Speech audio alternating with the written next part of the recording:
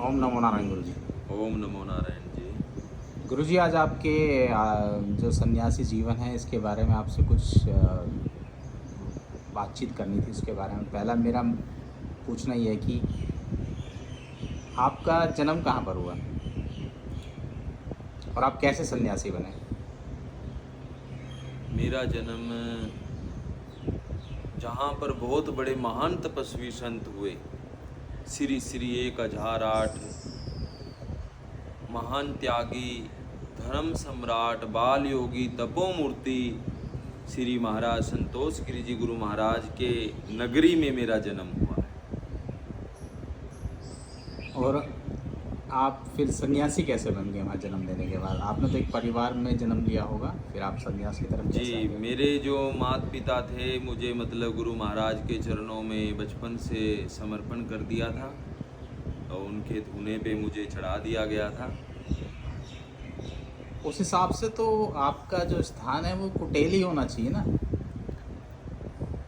देखो जी, कुटेल गुरु गद्दी तो हमारी कुटेल ही है। जो हमारी परंपरा से जो मेन कहते हैं ना, मेन जो घर होता है वो तो कुटेल ही है गुरु गद्दी तो। बाकी प्रभु की इच्छा से जो आगे मतलब जो भी कर्म में भाग्य में होता है फिर अपना आगे चलते हैं। जैसे आपके परिवार ने आपको गुरुजी के धुने पर चढ़ा दिया, फिर आप सन्यासी कैसे बन गए? फिर तो आपको उन्हीं के वहीं रहना चाहिए था, उसी धुने पर। देखो जी, गुरु महाराज ने गुरु महाराज के चरणों में मुझे समर्पित कर दिया है। उसके बाद में जो हमारी जो मतलब सन्यास परंपरा के द्वारा सन्यास धारण कराते हैं, तो फिर जो मेरा दूसरा सन्यासी जन्म है ना, वो मेरा उज्जैन में हुआ है। हाँ जी, उज्जैन में मतलब मुझे सन्यास धारण कराया गया। वो गुरुजी ने, आपके गुरुजी ने, संतोष गिरि जी महाराज जी ने कराया हुआ आपको? हाँ जी, हाँ जी। संतोष गिरि महाराज जी ने चोला कब छोड़ा? 20/3/2008 गुरु महाराज उस तारीख को चोला छोड़ दिया। महाराज जी के चोला छोड़ने के बाद जो आश्रम था उनमें से आपके लिए कुटेल सर्वोपरि था, क्योंकि जी। आपको उसी धुने पे परिवार ने आप हाँ समर्पित जी। किया था। तो ऐसे क्या कारण थे कि आपको वो स्थान छोड़ना पड़ा? क्या ऐसा हुआ कि आप वहाँ पर नहीं हैं? देखो जी, हमारी जो गुरु परंपरा है ना, जैसे गुरु महाराज थे पहले, तो उसके बाद में फिर दूसरे गुरु महाराज थे, श्री श्री 1008 परम पूज्य महान तपस्वी श्री महंत रामानंद गिरि जी महाराज। तो फिर उनको गद्दी पे विराजमान किया गया सभी संतों के तरफ से। फिर उसके उपरांत उन्होंने अपने जीते जी मतलब वहाँ की जो गद्दी है, वहाँ पर सब जो भी वसीयत है या जो भी मतलब होता है परंपरा के अनुसार, तो वो उन्होंने मुझे सौंप दिया। क्यों, वो भी काफ़ी वृद्ध हो गए थे, तो उनका एक विश्वास था मेरे ऊपर बहुत ही, मतलब उनका बचपन से वो प्यार भी था। बड़े गुरुजी का भी लगा लो, छोटे गुरुजी का भी लगा लो, उनका आशीर्वाद लगा लो, उनका प्यार लगा लो। तो उनकी कृपा से मतलब उन्होंने अपने जीते जी मुझे सब सौंप दिया था। सौंपने के उपरांत कई ऐसे शरारती तत्व थे गांव में, राजनीतिक लोग, जिनकी वजह से मतलब सारा कार्य में उन्होंने विघ्न बाधा डालना शुरू कर दिया। तो फिर जैसे समय बढ़ता गया, उन्होंने कई वैसे मतलब बहुत परेशानी भी आई मेरे जीवन में, तो उसके उपरांत फिर मैं वहाँ से आ गया था। सुनने में आता है कि वहाँ आपके साथ कुछ ऐसा हुआ कि आपको मजबूर किया गया वहाँ से निकलने के लिए, कि आपको वो गद्दी छोड़नी पड़े या वो आश्रम छोड़ना पड़े? हाँ, ऐसा हुआ मेरे साथ, और पूरे गांव को, पूरे क्षेत्रवासियों को भी क्या पता। कारण थे उसके, अगर आप बता सकें तो? इसमें मतलब क्या था कि भाई और तो उनके पास किसी प्रकार से कोई उनका चारा नहीं चला मेरे ऊपर। तो उन्होंने मतलब एक जैसे साध्वी है, तो जैसे भंडारे में कोई आ जाता है, जैसे किसी का मान सम्मान करते हैं हम लोग, तो उन्होंने मेरे को उनके साथ जोड़ दिया।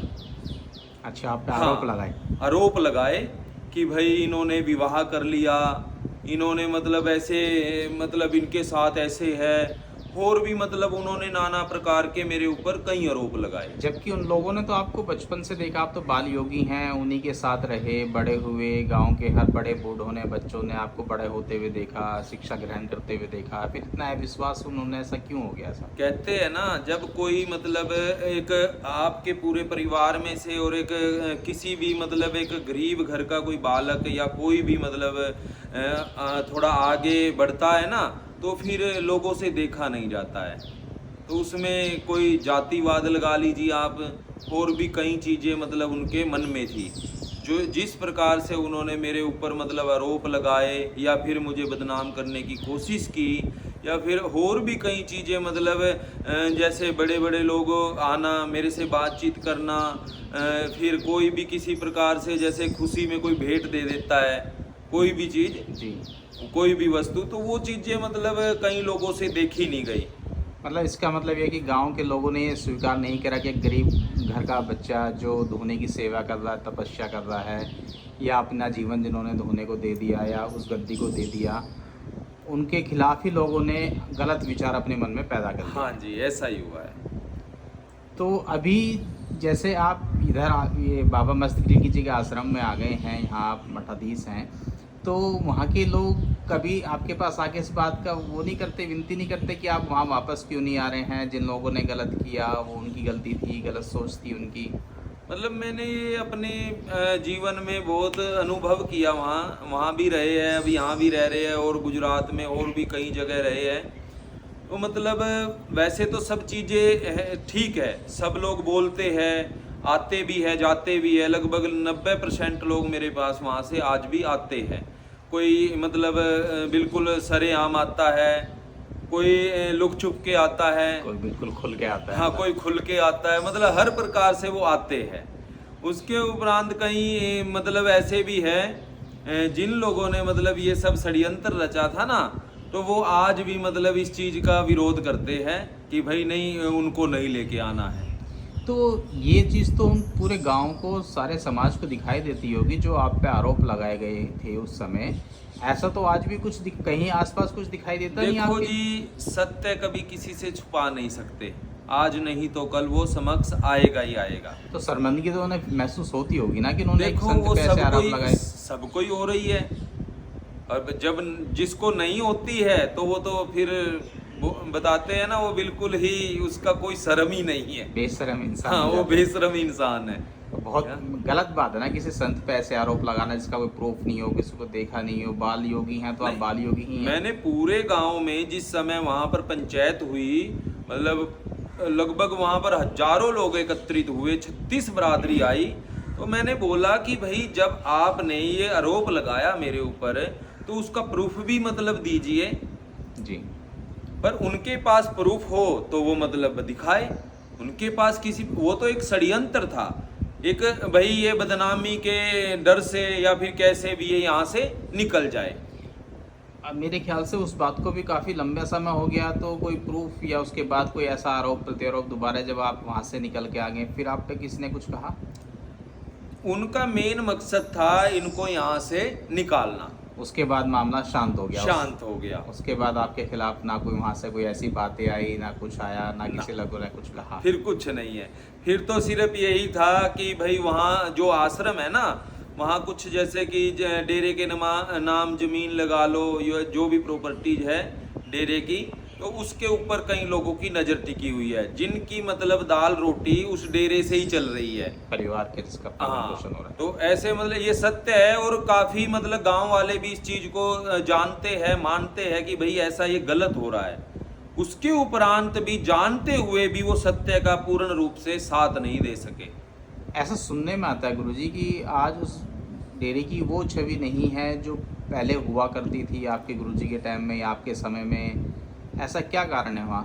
कहते हैं ना, वृक्ष की छाया और पुरुष की माया साथ में चली जाती है। तो जब तक वो महान आत्माएं उस स्थान पे विराजमान थी, तो वो माया उन्हीं के साथ मतलब वहाँ पर टिकी हुई थी। तो जिस समय वो वहाँ से चले गए, तो वो माया भी उनके साथ चली गई।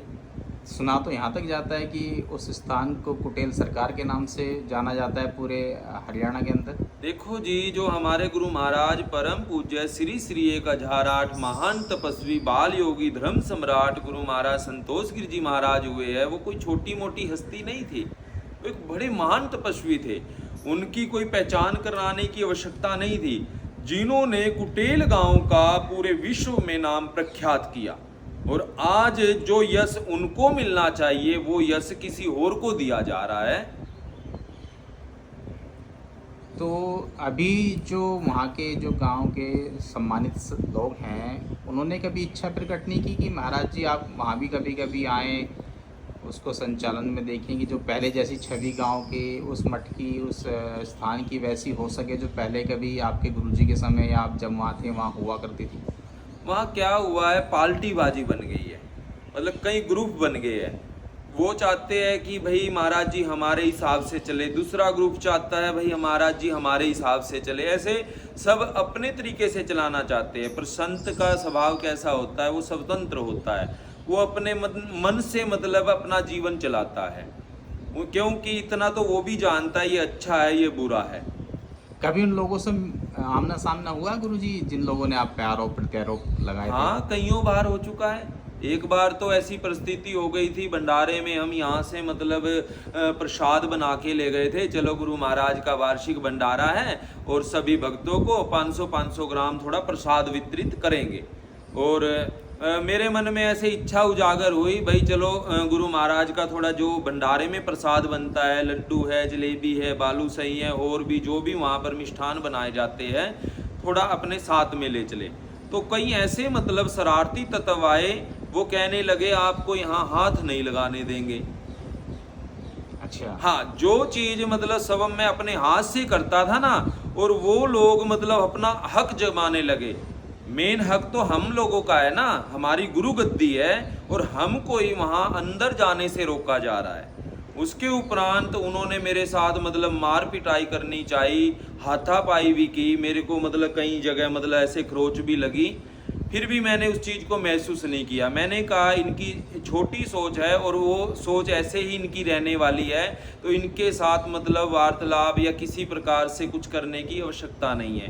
क्यों, जब इनको इतना कुछ होने के पश्चात भी समझ में नहीं आ रहा है, तो फिर आगे इनको कुछ समझ में नहीं आ सकता। ऐसा उनका करने का विचार क्यों बनता है? जैसे वो गृहस्थ जीवन में रहते हैं। देखो जी, मेन जो करने वाले हैं ना, वो सिर्फ 2-3 ही लोग थे, जिनकी दाल रोटी मतलब मंदिर से ही चल रही है आज भी जो मतलब वहाँ के हमारे गुरु भाई महंत है ना, वो भी मतलब उनके दबाव में ही चलते हैं। तो उनको तो ये मानना चाहिए ना, जितना मंदिर का नाम होगा, जितना लोग श्रद्धा से वहाँ आएंगे, जितना वहाँ भंडारे होंगे, उतना फायदा उनको भी होगा। उनको मंदिर का नाम ऊंचा हो या गुरु महाराज का नाम ऊंचा, उस चीज़ से उनको कोई लेना देना नहीं है। उनको तो सिर्फ लेना देना है तो सिर्फ अपनी दाल रोटी का है, कि भाई हमारा काम कहीं आगे बंद ना हो जाए। क्यों, जो हम वहाँ पर गद्दी पे रहते ना, तो उनकी दाल गलने वाली नहीं थी। आज भी मैं मतलब समक्ष रूप से सबको कहता हूँ, जो लोग मतलब आज वहाँ अपनी दाल गला रहे हैं ना, किसी की दाल गलने वाली नहीं थी। क्योंकि मेरे को गुरु महाराज जी ने सिर्फ एक ही सिद्धांत सिखाया है, बच्चा अपने एक सन्यासी है, अपने साधु है, अपने स्वतंत्र रहना है, बुरे कर्म से डरना है और अच्छे कर्म से कभी नहीं डरना है।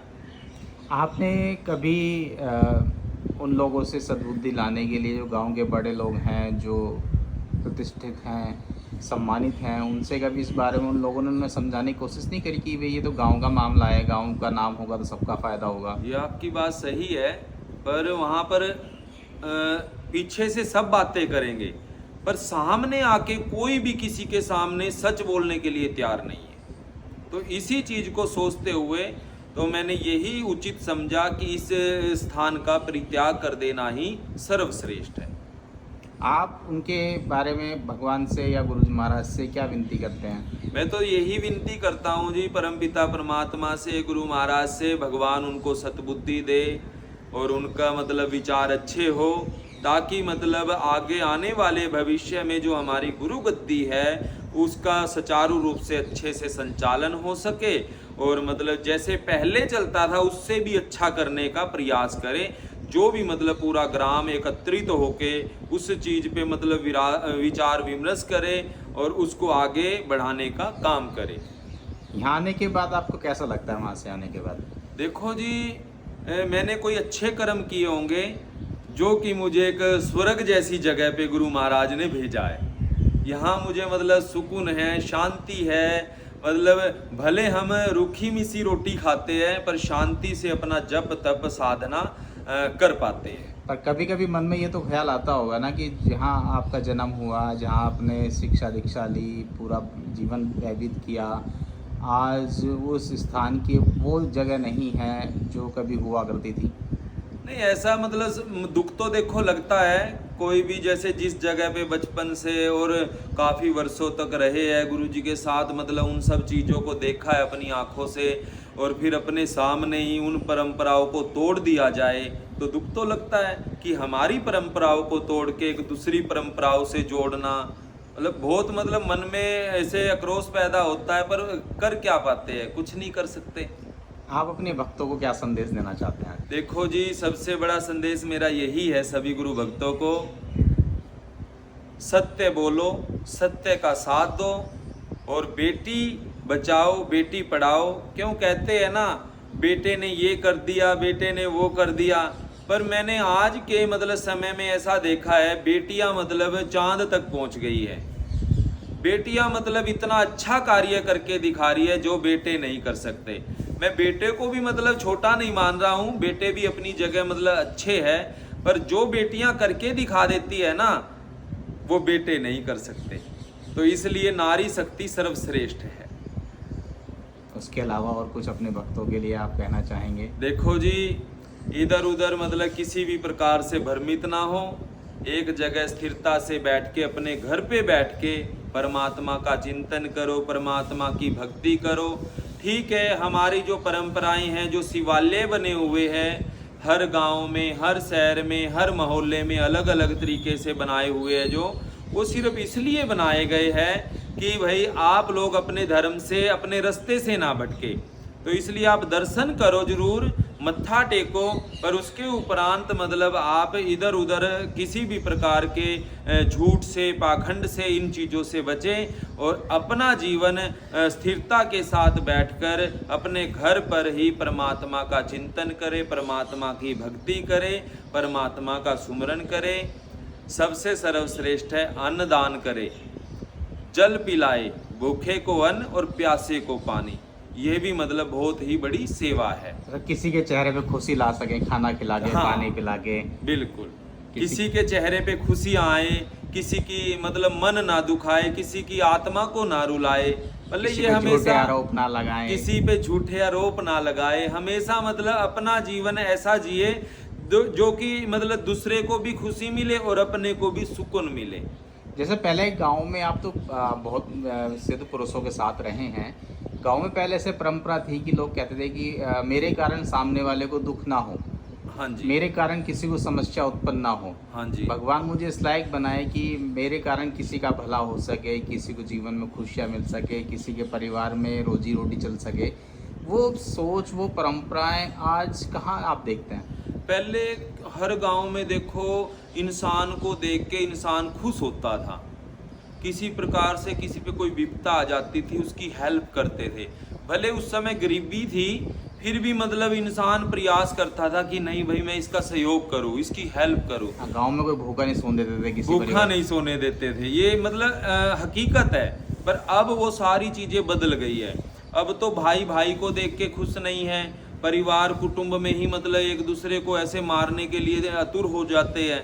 मतलब ये चीज़ों में बहुत जल्दी मतलब बदलाव आ गया है, पर ऐसा होना नहीं चाहिए। मैं सभी से यही प्रार्थना करता हूँ। देखो महाभारत का युद्ध हुआ, भूमि के ऊपर हुआ जी, वस्तुओं के ऊपर हुआ, नारियों के ऊपर हुआ जी, पर वो सारी चीज़ें यहीं पर है। भूमि भी, बड़े बड़े मतलब महल, जो भी साम्राज्य थे वो सब यहीं खंडर हो गए, पर वो मनुष्य चले गए, क्या लेके गए? कुछ लेके तो नहीं गए।